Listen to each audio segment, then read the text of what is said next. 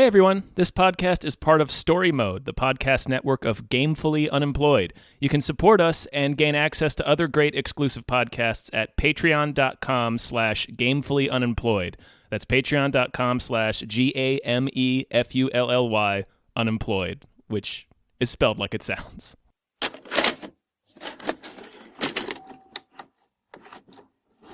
Hi everybody. Hello everyone. My name is David Bell. My name is Tom Ryman. And we just watched Capone. Capone. Cap 1. He should have put a number 1. Yeah, Cap 1. Like Fan 4 stick. He should have kept that going.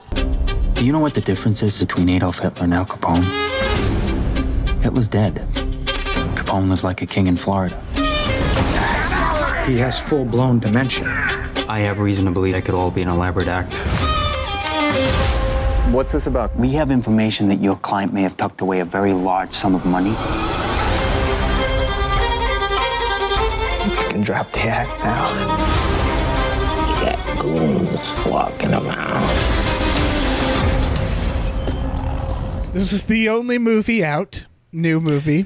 Pretty much. Yeah. It's Josh Trank's new movie.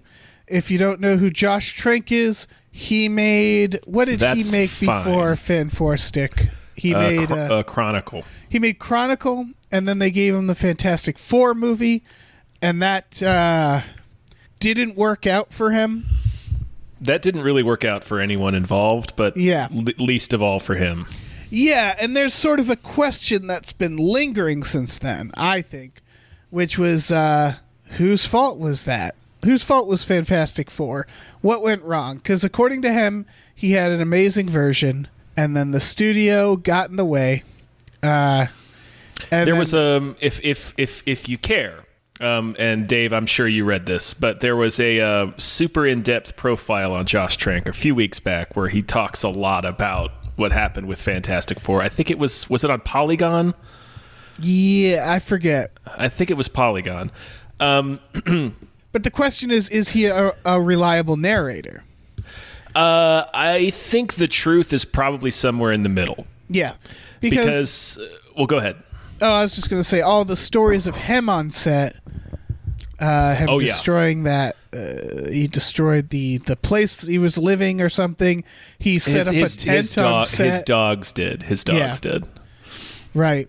Him setting up a tent on set and like hiding in the tent or something. Mm-hmm. He disputes that one specifically. Oh, okay. Because he says it was just the hood. Like he's like, well, it was just the normal hood.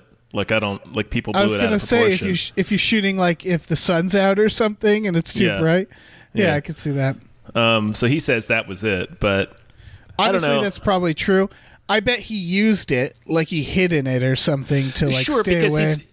He's clearly a guy that has some problems. Yeah, he's got some.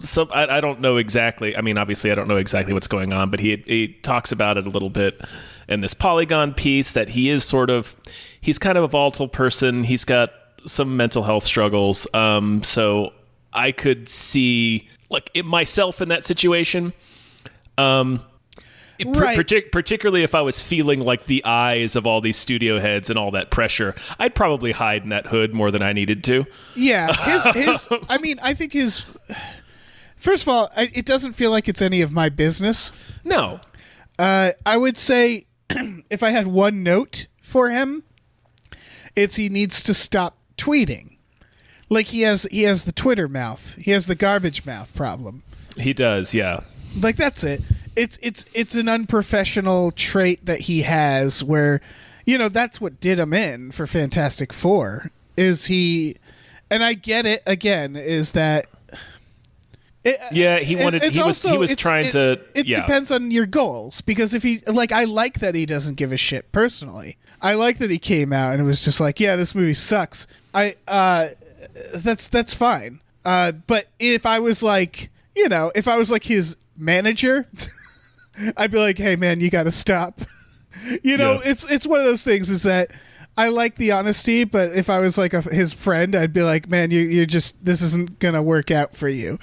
Yeah, and it's also unprofessional. Like, yeah, how many dozens of people did he work closely with on Fantastic Four that presumably trusted him? Right. And he kind of threw them under the bus. He kind of throws the whole production under the bus. Yeah, so that's kind of shitty. But I mean, by his own admission, in that Polygon piece, he's not terribly interested in superhero movies, and he didn't particularly care about the Fantastic Four. So it was like, right. So then don't do it. Don't do the movie. Yeah. So I can see. I think the exact truth is somewhere in the middle, where there was a lot of drafts of that script. I think he had a specific idea. I think it's not what Marvel wanted.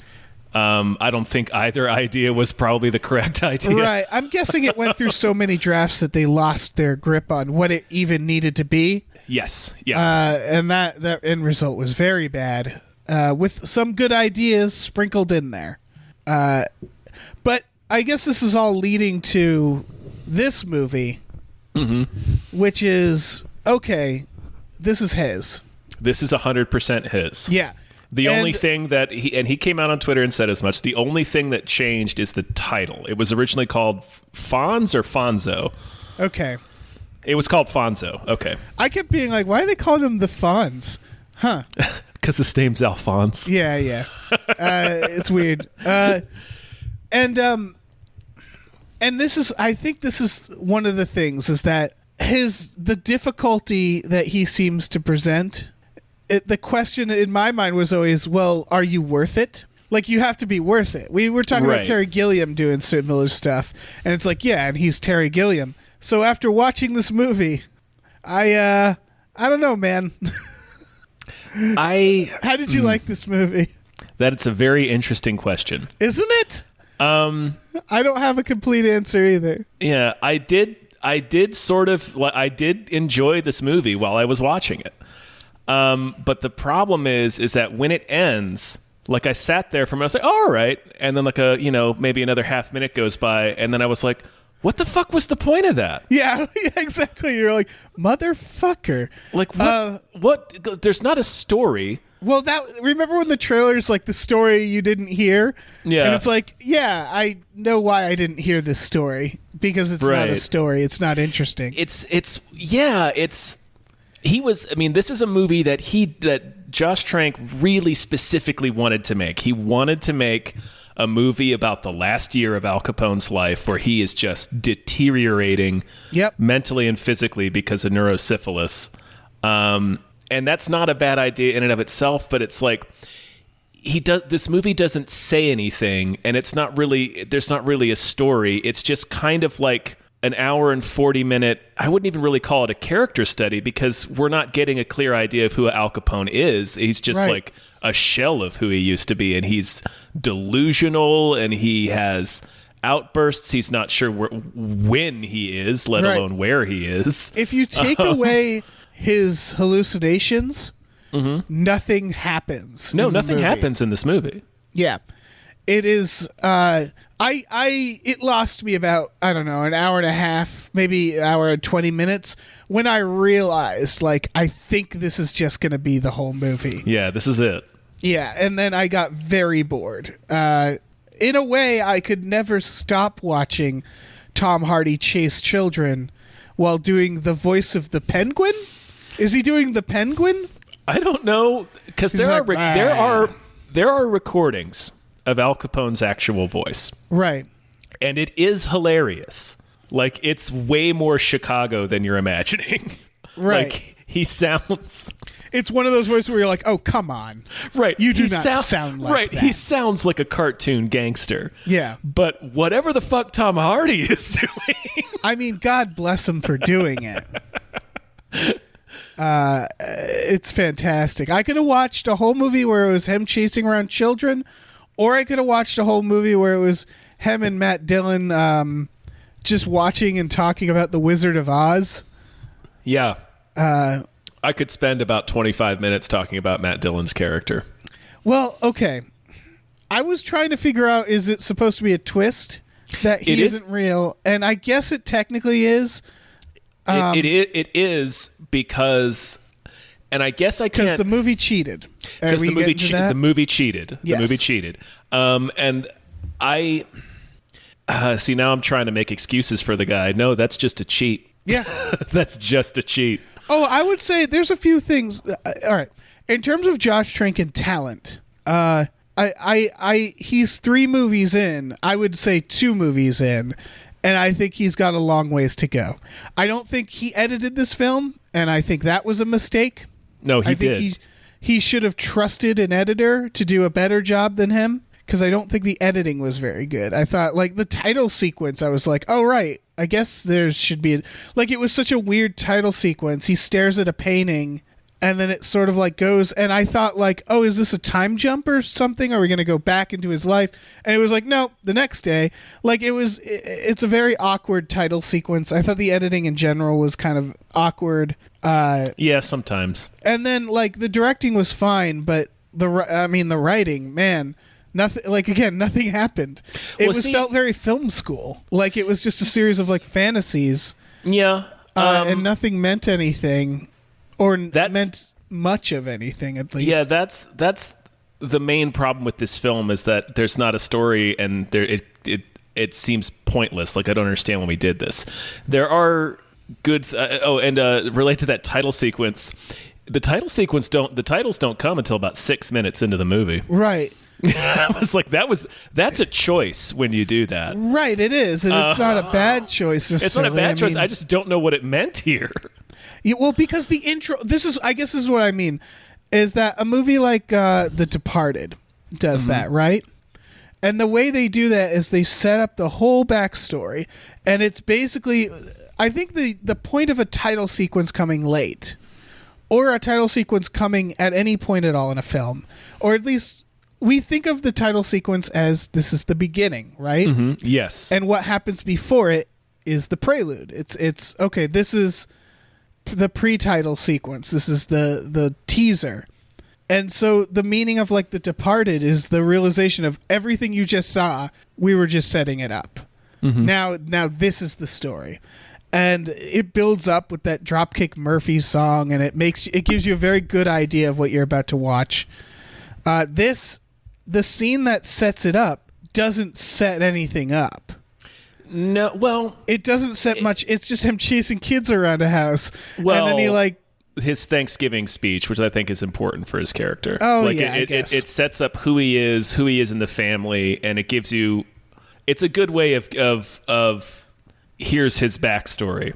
Because he just sort of gives it in a Thanksgiving speech. Then they should have opened on the speech and done the title after the speech, or they should have done the title right after the speech, because then he, like, goes to the fireplace and he, like, sits there. Does he piss himself, or is that later? I think that's after the titles. Okay, a lot of things come outside of that is that Tom night. Hardy. I'm pretty sure he does pee himself that. Yeah, it is that night. Yeah, it just felt, again, this is the editing more. It's just like felt like there needed to be. It needed to not be that scene, because then he does the speech, like the Thanksgiving continues, and then he, like, has a drink by the fire, looks at a painting, and I guess the painting's supposed to mean something, because isn't he in the painting later? Later he is, yeah. I think the painting. There's a couple of, like, he sees the paintings a few times in his hallucinations, right? And it's like a history he doesn't have. Like, this is all just layers of his delusion. Like, one of them's a picture of a farm that looks like it's in Italy because of those trees in the countryside. But Al Capone was not born in Italy. Right. He did not. He grew up in America. Yeah. So I it's think like the implication is, and when he's on the phone later, he's telling them, "No, I live on a farm with the cops." And it's like, no, he never lived on a farm. Right. And if that was the point, yeah, then he's greatly overestimating our ability to know the history of Al Capone. Right. Because that's a lot of this, is that I was like, I guess that could mean something, but it feels like I don't know enough about this guy to know what it could mean. So in the end, it's pointless. Like, if I'm being ignorant right now about Al Capone, it's like, well, you know, that's most people. Most people Yeah, don't like, know who's- much about Al Capone. I mean, for Christ's sake, he's been dead for like almost 80 years. Right. So I need to learn about him in the movie about him. He's not a really well-known character in terms of the nuances of his life, you know? People know the broad strokes. Right. This movie feels like it could have been edited down into like 30 or 40 minutes, and this should have been the end of a larger movie about Al Capone. Yeah, like kind of like the end of There Will Be Blood, where Yeah, exactly. There Will Be Blood is a similar kind of movie Right. in the sense that, well, there's not really a...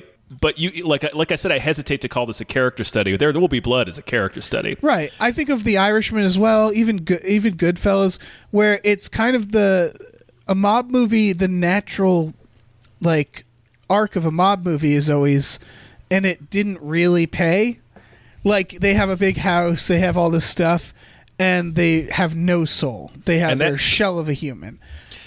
That's in this movie. Yes, But just the end point is exactly where he and has the to sell all of problem- his statues and all of his furniture.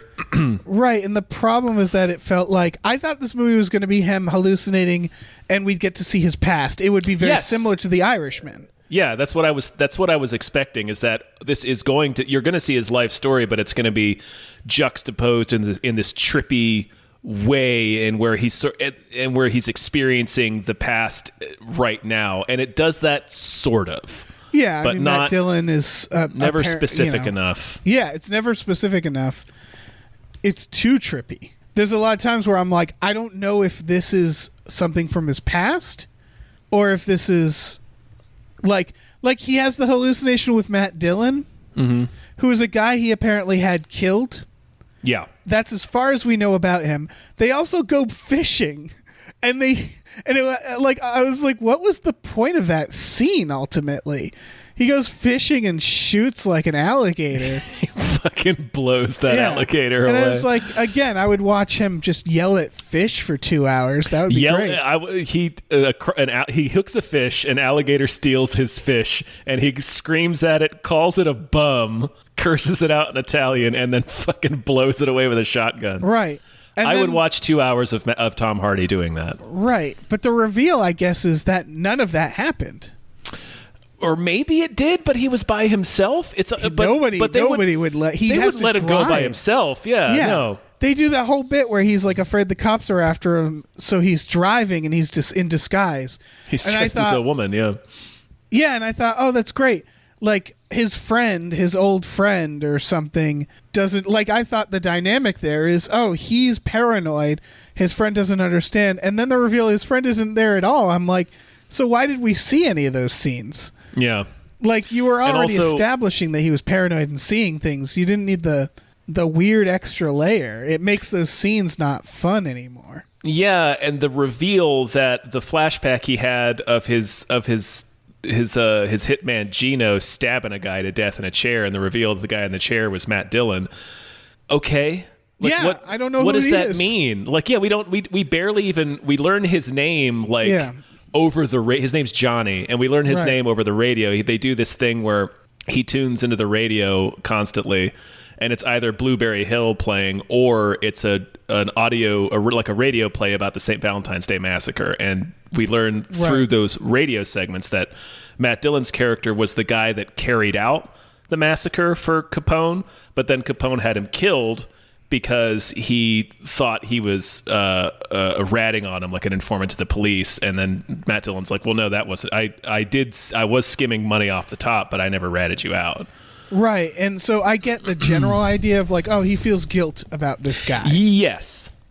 but I don't know who he is. Right, and that was like that's kind of the twist. I was like, oh, that's a little interesting. Well, wait, because we don't even know his name when they reveal that he's like they reveal he's not there, and we don't know what that means because we don't Right. know who he is, and then we find out through this radio play like 30 minutes later in the movie who he is, and it's like it was a weird decision, Yes. a Lot of very weird decisions. decision. I think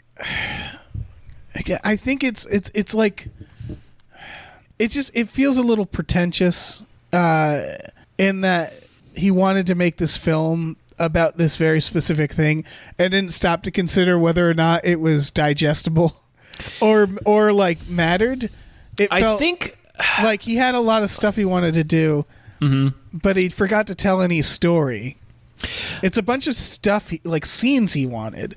Yeah. It was like it's like that's why I said it's very film school, because I can imagine someone in film school like doing like a bump of speed and being like, I have this idea. It's just the end of Capone's life, and you just go through it all and this crazy hallucinations. Like it sounds like a film school idea. Because it's like it felt like he started from I want to have this moment and I want to have this moment and I want to have this moment, but like it really needed to start at like, what is the story you're telling? I think, and again, I'm doing some of his work for him right here. Sure, yeah. But judging by what he's gone through in the past couple of years, I think this might be what his intent was, is the idea of showing a powerful, larger-than-life figure being reduced to just absolutely nothing. Like, it's none of his power mattered, none of his wealth mattered, none of his stature mattered, because his mind and his body failed him. Because that's what happens to you at the end of your life. Yes. But that's a good idea. It's a good idea, but like the movie doesn't. It never like you mentioned earlier. The movie depends on the audience already being pretty familiar with who Capone is. Right, and it will. What you just described, you don't need to be that familiar. You just need to know that it's an old man who had a lot of power, trying to keep having that power, and his mind and body is his worst enemy. The problem is he has no conflict. There's nothing for him to fight against. People are interested in his money, and then it's like, I wonder if this is going to go somewhere. Nope, never goes anywhere. It just ends. They never found the money. I'm like, what the fuck was the point of that? Yeah, why? It's just it doesn't. You're right. There's no conflict to really, like, he never demonstrates that that's what he wants.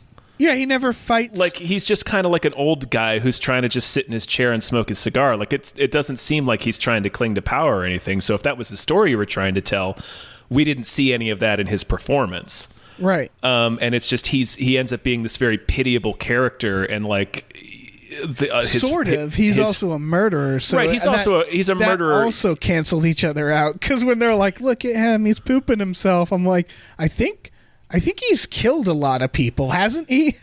Oh, like, so dozens. Yeah, it's just something like 40 or 50 people. I'm pretty certain I'm watching a murderer. So I don't know, man. Well, I think it's let me say he's a pathetic character. Yes, pathetic is a good way. I think his family is pitiable. Yes, and again, this is part of why movies like The Irishman and Goodfellas, they start with like, I was just a young boy and I didn't have much, and these are the guys who paid it. Where you're like, okay, I see how you came to this. This is like, we don't get that. That's the part that makes you sympathize with characters like this, or at least follow them. You know, like I have no sympathy, or I have no empathy, or no way to relate to him, because we're just seeing him at the end of his life. I think.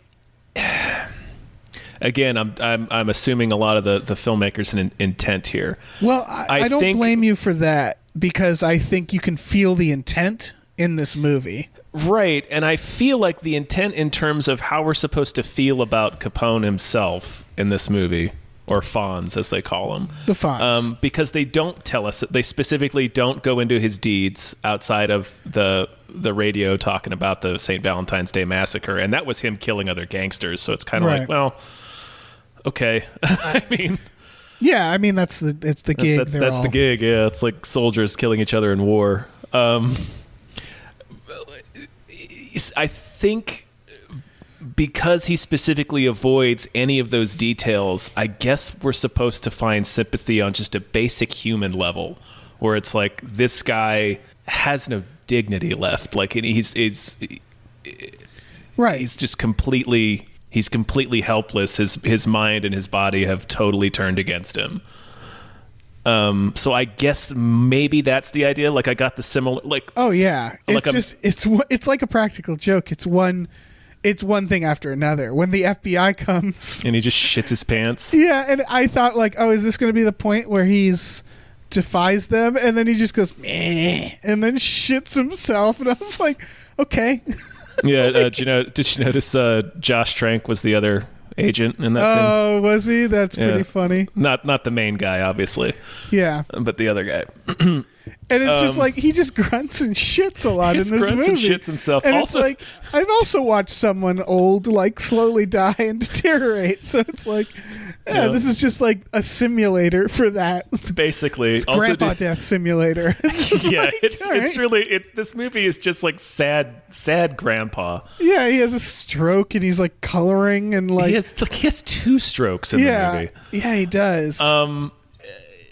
Did you notice that his defense attorney is Neil Brennan for some reason? Is that who that was? Yes. I knew I fucking recognized him. It's Neil Brennan. Jesus Christ. Yep. What was I going to say? Oh, yeah. So it reminds me a little bit of like the Green Mile in terms of we're never, outside of Sam Rockwell, we're never told what the other convicts did. Like we're never told what Michael Jeter did, for example. Right. Because it's like the point of that story is kind of, well, it doesn't matter because they're all human beings stuck in this situation where they're just waiting to die. Yeah. So maybe that's what he was going for by specifically omitting most of the details about anything that Capone did in his earlier life. Right. Outside of we just know him because he's this, a mythological figure now, pretty much. It's like, oh, he's the gangster of gangsters. We know he was a very bad man. Yeah, and that's sort of it's all we need to know to understand who he is. But then once we get into Matt Dillon, it was like, yeah, who the fuck is this guy? It was like, again, it's like, okay, he's an acquaintance of him, I guess. He's fucking some lady, and he gets a call, and he goes, and then like the son thing, it was like I knew enough to understand who the son was. Yeah, the other son, Tony. Mm-hmm. They give us what we need to know, but with Matt Dillon, it's like, okay, I guess that's also all I need to know is that he was a friend that he clearly turned on and killed. Yes. And it's like, okay, I get that. I think it's because like that's it. Like that's all that's happening. Mm-hmm. So then it's like, yeah, you have regrets. Like I get it. It's like, yeah. It's something that in other movies would be done. Like you said, it's something that's done in a movie at the end. Can be done in like 30 minutes, even 15 minutes. But they just sort of stretch it out. And it's like, yeah, no, I get it. Mm-hmm. He's old. He has regrets. Yeah. He has family that's, his family are just normal human beings trying to cope with this once great figure in their lives is now just reduced to nothing. Right. Yeah, I get it. And then he's hallucinating about tsunamis and alligators, and it's like, all right. And a killing spree with a gold Tommy gun. Yeah, yeah. Which, again, was one of those scenes where I was like, oh, okay, this is an interesting... No, never mind. I wasn't, like, thinking it was real because I was like, this is probably, like... Because they keep doing this where they keep doing scenes, and then you're like, yeah... they keep doing varying, like, where it's like he's at a party and it's like obviously a hallucination. That was clearly, that was like a shining moment. But then he does the Matt Dillon being like, let's go out boating, and it's like, okay, I guess that was a hallucination. Mm-hmm. And then he's shooting everybody, and it's just like, so this is probably a hallucination, right? It'd be too interesting to not be. And then of course it's like, yeah, did you know it's a hallucination? It's like, yeah, I know, movie. This is the only thing you've been doing for the past hour and a half. The most surprising thing about that, I think, was the reveal that he actually did shoot the gardener in the leg. Yeah, even that, I was like, oh, okay. Because it was, I don't know. It's like it's probably the most interesting thing that happens in this movie is he shoots somebody in the leg, which I assume was a real thing that happened. I don't know. I know he didn't go on a killing spree in his Florida house. Well, yeah, they had to. That's what it felt like. They had to fill the time because they were like, "Oh shit, this is really boring. Let's make him hallucinate more interesting things." Yeah. that'll happen. It's like, wouldn't it be neat if you went on a killing spree? And it's like, I guess you have no historical record of this. You're just supposing what went through Al Capone's mind. And that's also part of it, is that, yeah, the true story you haven't heard really boils down to, did you know Al Capone spent a really depressing year at his house and then died? No, I didn't know that. Yeah. I mean, I think we talked about it on Hypecast. Until this trailer came out, I thought he died in prison. Yeah, I assume so too. But nope. Right, and that's all the movie's saying. That's it. Like, he was so bad off that the fucking American judicial system was like, this is dark. Yeah. You know what? Let's let this guy go to Florida. Yeah. We'll keep some feds on the outside of his house, keeping an eye on him.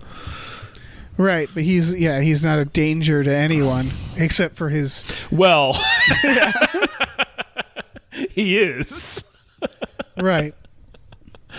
But not like the kind they're concerned not in that about. way. No, not in the way that the federal government cares There's about. there's literally a scene where the agents go to the FBI and the FBI say, "Hey, we don't really give a shit."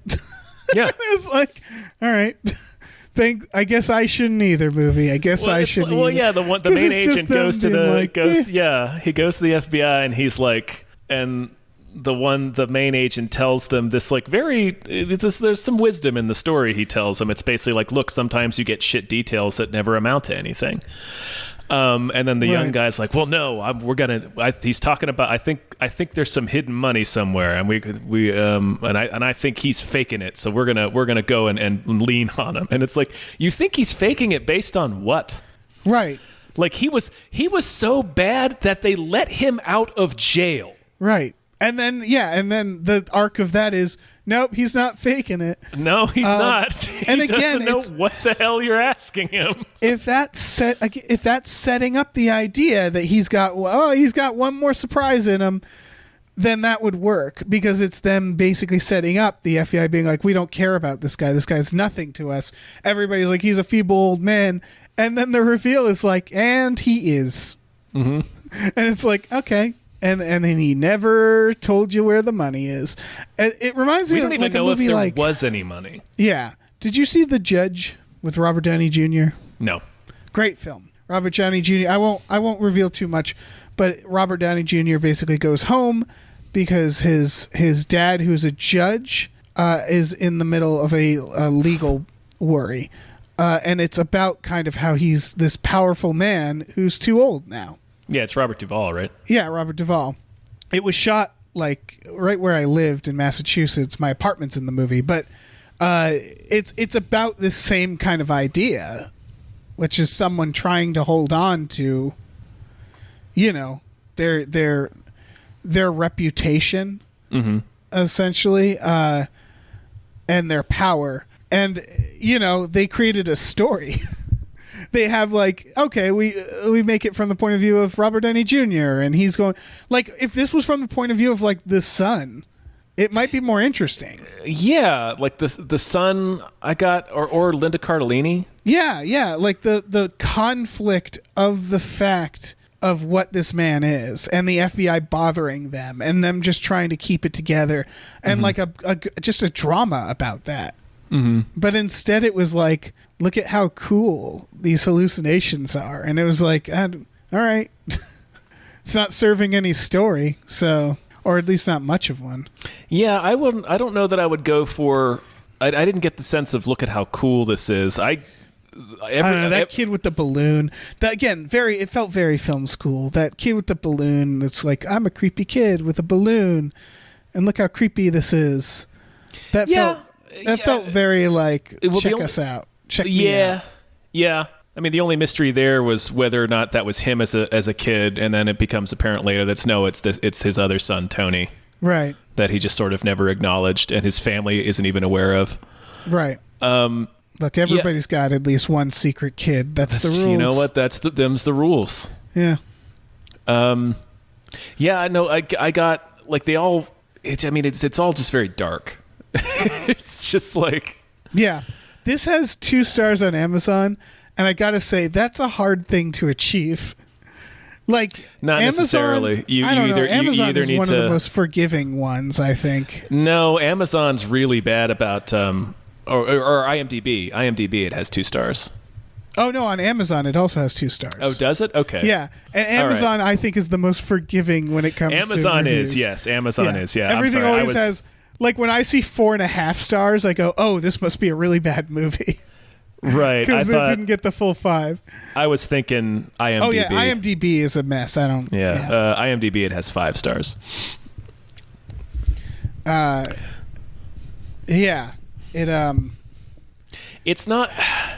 Like I said, I enjoyed it while I was watching it because you're right. It is just a collection of scenes, but I liked the scenes. Like I liked all the performances in this movie. I think Josh Trank is a good director visually. Yes, I don't this think he's a movie great looks editor, good. and I don't think he can be trusted with a script. I didn't. I enjoyed the dialogue in this movie, but there just wasn't a story. Yeah, maybe he needs a writing partner. He would hate hearing this, but he might need someone who has a more producer brain. He needs someone to make it a story, I guess. Mm-hmm. Yeah. To make it entertaining, because everything, it's movies. Like, it's movies. Well, when you got Tom Hardy, when you spend this kind of money, you can't make an art film. Mm-hmm. I mean, you can, but even like, even like fucking David Lynch films have like stories. Right. They're at least, that's, yeah. Speaking of David Lynch, we had Kyle MacLachlan was in this. Yeah, he is. He did fine. Yeah, he's great. Yeah. Everybody does good in this. Yeah, like I said, I enjoyed all the performances in this movie. Yeah. I think part of the reason this movie had a budget of $20 million. I think part of the reason they got Tom Hardy is because he's friends with Josh Trank. Oh, okay. I didn't know they're buds. Mm-hmm. Oh, I don't know if they became. However, I remember reading it again in that Polygon piece. I can't remember if they were friends already or if they became friends during the shoot. They seem like they'd hang out. Yeah. Yeah, he was just like Tom, in this scene, I want you to shit your pants, and he's like, I think we're gonna be best friends. Yep. He shits himself so much in this movie. We've barely talked about his performance because it's madness. It's the Penguin. He's doing the Penguin voice. I'm pretty sure, like the Danny DeVito Penguin voice. Mm-hmm. He's just grumbling. Yeah, it's wild. It's good. I mean, yeah, he is incredibly watchable. Like you can't take your eyes off him when he's on screen. Oh yeah, when they start giving him the carrot, it was just like, oh no. Oh yeah. Fucking Tom Hardy. Tom Hardy with a fucking carrot in his mouth. Yeah, that was a good detail. I like that detail because it's supposed to like emasculate him almost. It's taking away his power. But then, nothing came from it. I just needed a plot. Is that so much to ask? Yeah. Just like a beginning, middle, and end. The arc, I guess, is his son, right? Is his son keeps calling, but that's not really an arc. Like, that's just like a backstory. Because his son calls, like, I don't know. Several times, yeah. Several times, and then at the end, it's like, and his son sees him. Yeah. And he holds his hand, and then the movie ends, and they're like, yeah, he died. He never gave up the money. We're not even sure there was money. There might not have even been any money. Yeah. Who knows? Who can say? Who can say? It sure feels like didn't need to tell this story. Yeah, it's like, this would have been...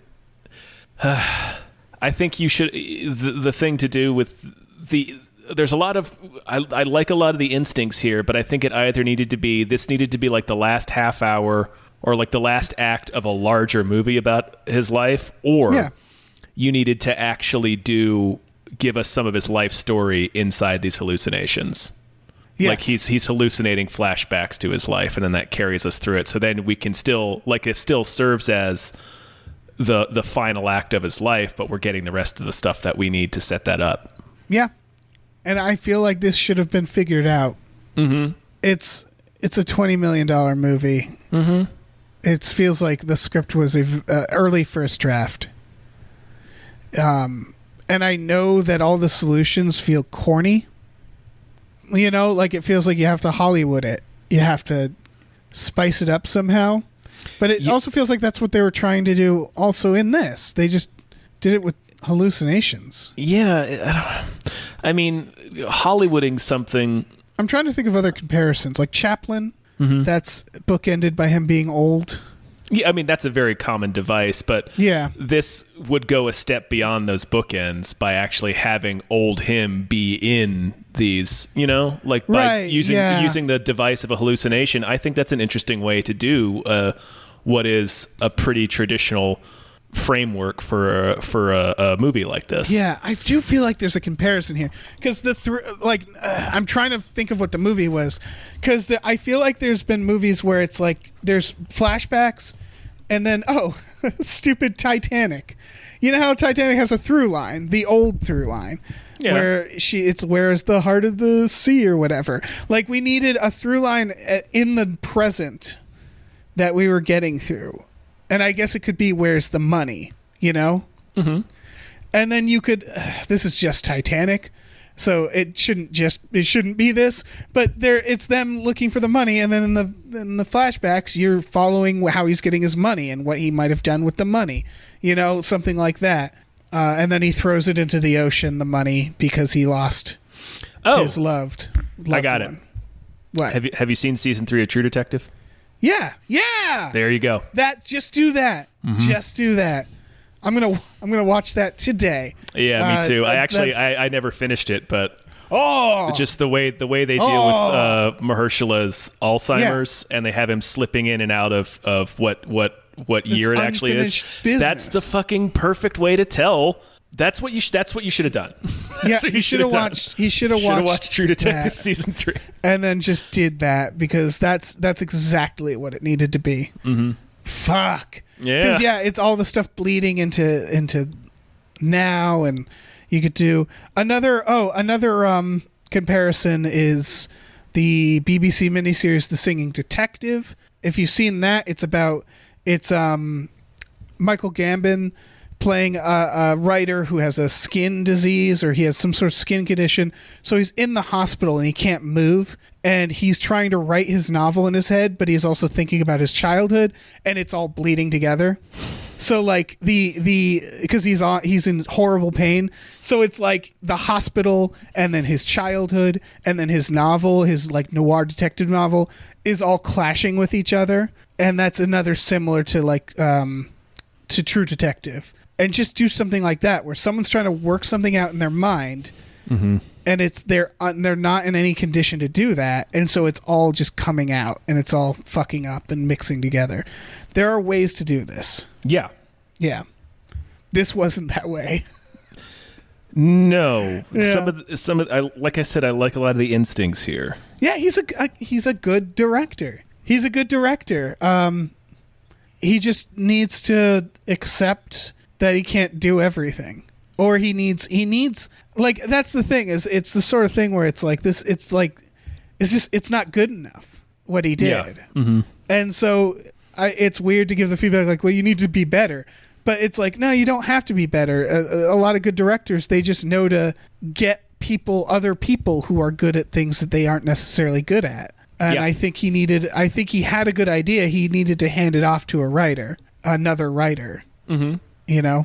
And work it out that way or something. I don't know. Yeah. Who am I to say? I didn't make Fantastic Four. For better or worse, that's what he did with his only successful movie to date. What? Chronicle. Chronicle was his idea. Oh, he gave it to that terrible person. He gave it to that terrible person. Yeah. Which, yeah. Yeah. The writer of Bright. Yep. Yeah. And Chronicle's good. I would argue Chronicle is it's not amazing. It's not like Memento, it's a movie that you watch and you go, ooh, good start. Yeah. And then you wait to see what else they do. And that's it. It's like, oh, this is cool. I mean, it's a good idea done at the right time.